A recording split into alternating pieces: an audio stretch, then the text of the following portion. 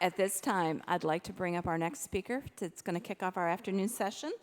We have Pascale Schmid. She hails here from Brisbane. She is going to be talking about type in flight and what's the problem. And I know every one of you in this room has been on an airplane and has thought, what the hey?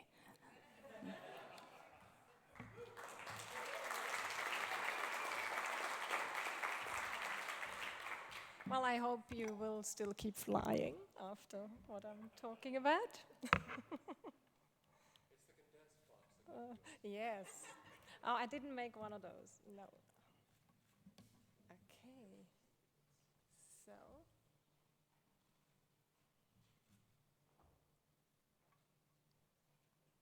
Oh, there we go.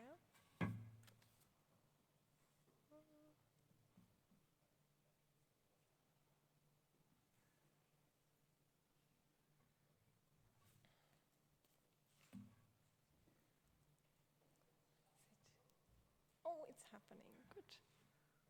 Okay, so is this working? Okay.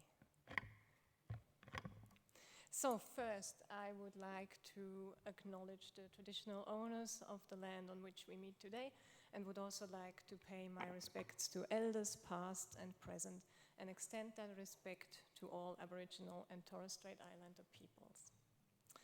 Hi, I'm Pascale. I'm a Swiss-Australian designer, aspiring type designer, PhD candidate at QCAD, and a sessional academic as well. And my background is in aviation. And don't get me started on greyhounds, because I'll just talk about that all night. So, moving on. Today I would like to present my PhD project and my research questions and the methods I've used, and then go into a little bit more detail about the results and findings and the effect it has on the design of my typeface. So, although type never brought down an aeroplane, so that's good news, there has been legibility issues in flight safety. For example, the investigations into a series of crashes in the 1980s found that the typography on emergency checklists was far too small for pilots to be able to read. And this also applied to a more recent accident by Swissair in 1998. Additionally, legibility issues have also been addressed by pilots in reports between 1989 and 2022. So, typographic conventions have not really changed since the first checklist, which you can see here on the left, that's set in Futura. And this is problematic because now all the documentation shifted onto electronic devices. My project is the design of a variable font named V1 for the use by pilots. It is individually adjustable on the weight and serif axis. My research question is, with a focus on commercial flight safety, does the design of a dedicated typeface affect the intelligibility of digital documentation within electronic flight bags? This has also 3 sub-questions, which are concerned with user-centered design, so including the pilots in the design of the typeface, technology, the shift from paper to electronic documentation, and variable fonts themselves, and what opportunities there are in flight safety context. My methods are mind mapping, systematic literature review, pilot interviews, typeface design, user testing, and included in that was also app design. So I conducted a systematic literature review of 65 publications that addressed typography in aviation and medicine. So medicine was included there because the 2 fields are closely related, being high-risk industries, and medicine is actually looking to aviation for typographic advice, believe it or not. So there were also 127 documentation examples which we've analyzed. Of the 65 publications, 42 originated in medicine, 22 in aviation, and 1 was situated in psychology but addressed aviation and medicine. The criteria for the literature review was the presence of typographic considerations, the depth of engagement, the medium, and typographic considerations and themes. 35 of the 65 publications addressed typography. Out of these, 19 were in aviation, 15 in medicine, and the 1 in psychology as well. The depth ranged from in-depth to none, which is really interesting because the in-depth publications, which was 9%, they offered typographic recommendations, including a rationale why they did so, but they were all based off each other, so it was really only 1. Then 88% of the publications offered typographic recommendations without a rationale, and that was only isolated factors. So they would say, use sans serif typeface, and that's it. And 3%, they just covered unrelated information like the history of print. The most interesting documentation example we analyzed was this one. So that's the top of a flight chart, and it had 3 different typefaces. It contained Times, but only up there in that corner, which was interesting to see. Then Futura, and the aviation industry, the same as space, they're in love with Futura, and it's been used all the time, and since the first checklist. And then the last one being Helvetica. Now, I'm not sure why there are 3 different typefaces, and but I'm assuming that at some point they felt that the numbers should be more legible, and then chose Helvetica. On the other hand, there's also numbers in the top row, so it's quite unclear why they did that. So after conducting the systematic literature review, is there a problem with typography in flight safety? So I'm in the yes camp because I'm doing the research, and the aviation industry does recognize that legibility is important, but they don't go further than that. So they just say, use this type size and this typeface, and that's it. Then I conducted interviews with 22 pilots, 1 female and 21 males. The experience level ranged from 6 to 42 years. Most of the pilots flew Airbus and used Apple iPads, and the majority came from Europe and Australia. The questions I've asked were about the transition to electronic media, keeping track of information, change in crew dynamics, distractions by the devices, and typography. In terms of the transition to electronic devices, 5 participants stated that they were worried about loss of muscle memory, so that means that they knew exactly where to find the information in a physical book, and now they're using this abstract device. And 6 said that there was no training provided by the airlines, and that was a little stressful. 5 said that electronic documentation was better than paper, and 1 said that the pilot corps was resistant at first, but favors the EFB now. In terms of typography, 2 said typeface and color are not relevant to me. It stung a little, but I kept going. And 1 said that they would welcome the ability to adjust type settings. And another 1 said that character distinction is important to them, especially concerning uppercase O and zeros, and for example 1 and the number 7 as well. In terms of reading and studying, 1 pilot said they were worried about studying of an electronic device at first, but encountered no issues.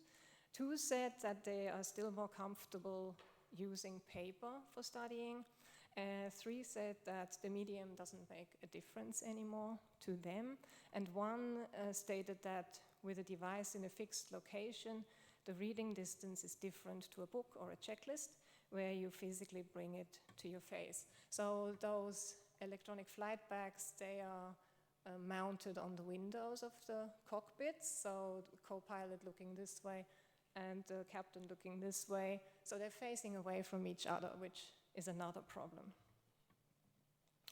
After conducting the interviews, I felt that the aviation industry shifted a little bit closer to the yes section. And so I did some user testing as well with my typeface, and this time with 10 commercial pilots, 1 female and 9 males. The experience was 7 to 36 years. Majority was still flying Airbus and using Apple iPads, and this time the majority was based in Europe and South America. One of the participants sent me this email declining to participate in the research because they are very happy with Comic Sans. So they did send me this email in Comic Sans. And interestingly, though, they find that it's very close to handwritten form, which I can understand, except the S. So I'm not sure how that happened. And they also thought the uppercase was this traditional form. I did reply in Comic Sans at 8 points, I think, just to make my point. But yeah, so that was very interesting. There is thinking about type amongst pilots. So for the user testing sessions, I've asked the participants to complete 2 tasks, setting or changing the settings of my typeface in a checklist sample and a manual sample. So the participants could select between sans serif and serif, the type size, weight, tracking, and leading. And if they chose the sans serif, they could also select alternate characters, which are usually considered less legible. So I wanted to see if they do that. Interestingly, 3 participants selected the serif option in the checklist, and 5 selected the serif option in the manual, which kind of opens up this whole discussion again, serif or sans serif, and especially relating to the aviation industry, that's very much focused on sans serif. This is an example of a setting where the participants selected partial serifs, a larger size, moderate weight, low tracking, and moderate leading. And in total, 3 participants selected partial serifs, between 5 and 7 out of 10. This is an example of the manual, where the participant again selected partial serifs, moderate size, medium weight, low tracking, and tight leading. And in total, only 1 of them selected the full serif, and 4 selected the partial serifs again, at a value of 5 out of 10, so lower than before. After the completion of the tasks, 9 pilots said that they found it was valuable to have more control over the type settings, and 1 said that they could use 1 setting at the beginning of a flight and 1 setting when they got tired. And interestingly, that was 1 of the 2 that said that typography and color didn't matter to them. Yay! That was exciting.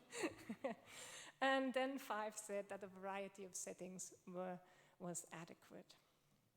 Again, question, do we have a problem with typography in flight safety? And I think the aviation industry is shifting a little bit closer to my stance. So the consequences for the design of my variable font is that I will keep pursuing the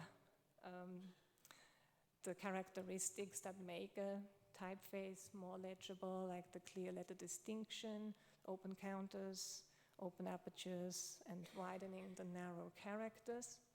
But I will also have to have a look about the stages in between, so the interpolation stages, especially with the serifs, because I did not expect anyone to select those partial serifs. I thought that was very interesting and that happened. And then paying attention to the numbers and especially the 0, which will get this strike through. So overall, is there a problem with typography in flight safety? And I think we've now met at the yes. So I'm very happy about that, and thank you. Not about the problem.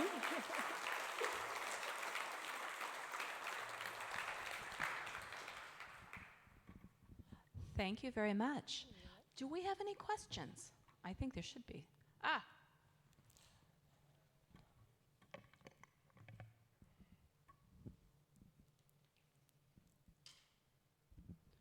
So did you have any, did you do any research into the people that are making these electronic flight maps and information? Is it a single company that, I know at least in the United States, one company kind of makes all the safety cards. Yes. Yeah, there's different companies and different approaches to typography as well. So you've got Boeing, of course. They own Jefferson charts.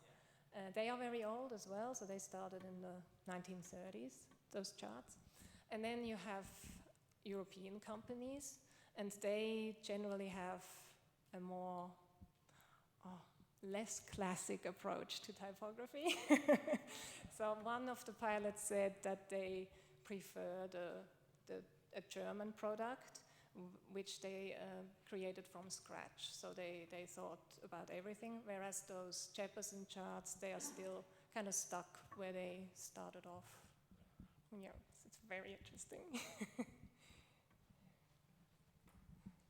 Two things. I was appalled to see Helvetica used for the numbers. Yes. Helvetica numbers are extraordinarily hard to tell apart, especially 6, 3, 8 at small sizes.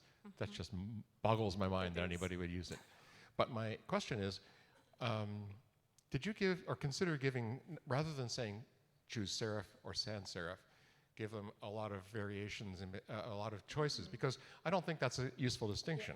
It's what the typeface is. It's how it's constructed. It's how it, I wouldn't encourage that distinction. Yeah, that's interesting that you say that, because I sort of went to town with the jargon a little bit, and the pilots, what's that? So, and even maybe not labeling the settings, so they could just see what happens. But that's an interesting input, which I will use in the future.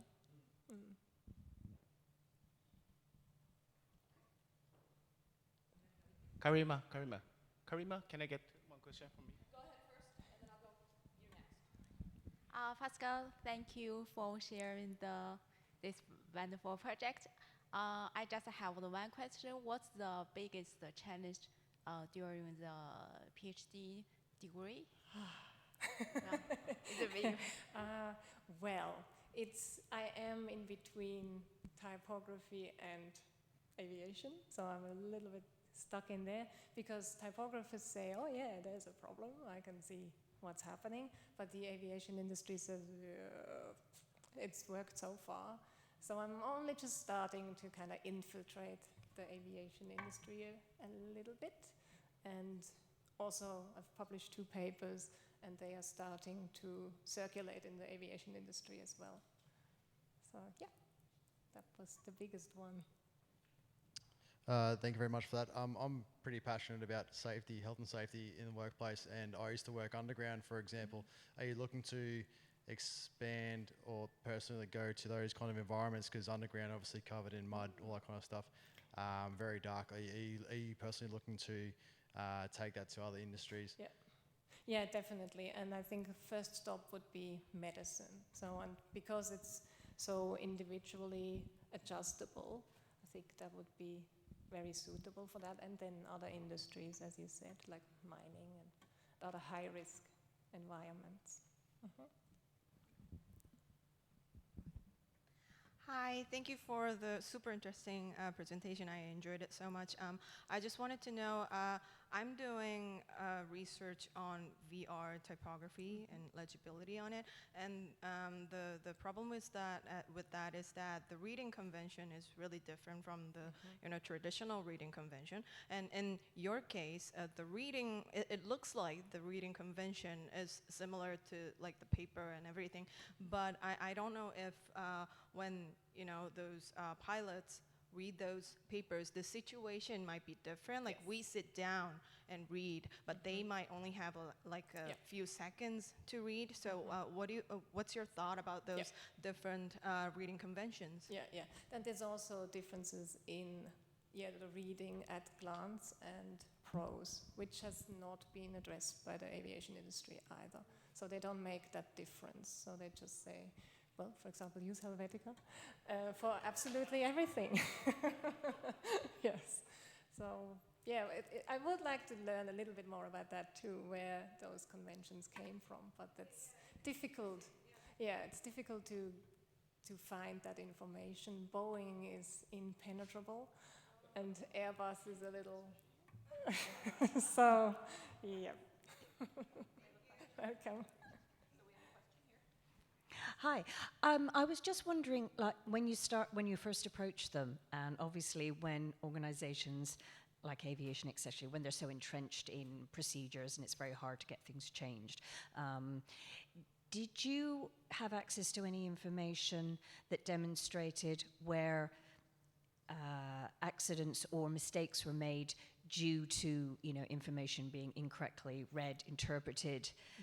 Were you able to access instances of that to provide evidence that, okay, if this perhaps was more legible, more consistent, then this might not have happened? So that then helps you argue the case where this is actually a positive thing and can help you. Yeah, so it's mainly accident reports. So that's where the aviation industry learns from accidents, unfortunately. But then also these reports I mentioned, where the pilots do write about legibility issues.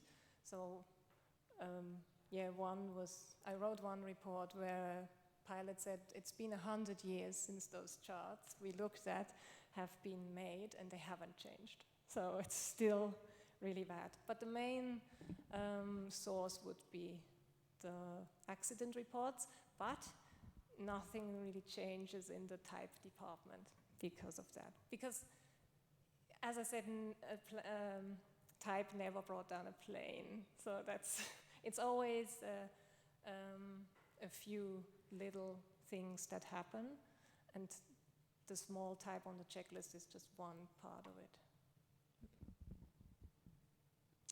Other questions?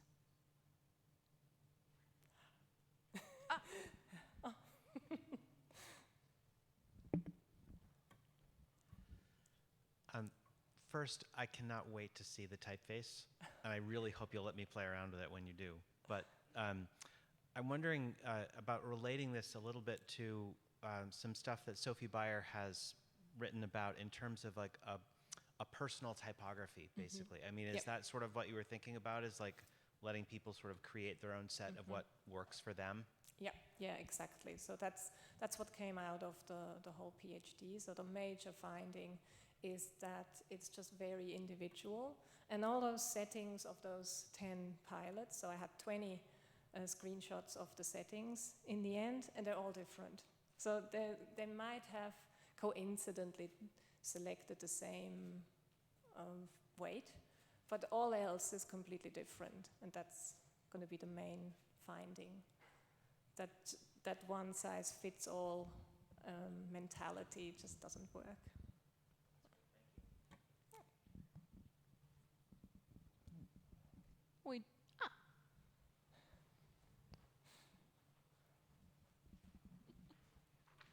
Be gentle, Wayne. I was interested in the 1998 incident that you mentioned. I'd just like a bit more detail about what the typography role or how peripheral it was or wasn't in that incident was. Yeah. So in air crash investigations, they look at absolutely everything, and also how the pilots conduct the checklists. And that's when they said, oh, the typeface. Firstly, they have been copied multiple times onto paper, so it's really bad quality, as you may have seen. And secondly, now I forgot the question.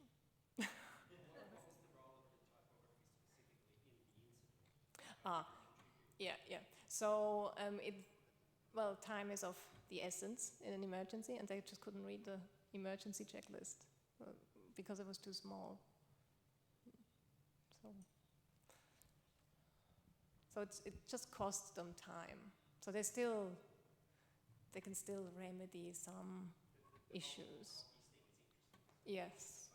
Yeah, very much so. And then there's also evidence that at the beginning the airlines just scanned the manuals and put them onto the devices, and that's not great either.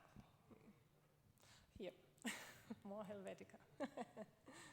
I have time for one more question, and here it is. Thank you for this interesting talk. You mentioned the different origins and production of the charts, the American company, the European approach. Yep.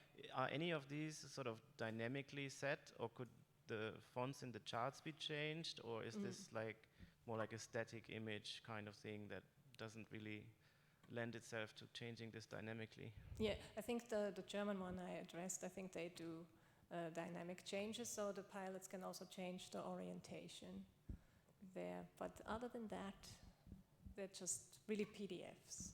And then with the user testing, I tried to do a third task where the pilots change the settings in a chart, but that didn't quite work because when you change the type size, the whole chart falls apart, basically. Thank you very much. You're welcome. Very informative.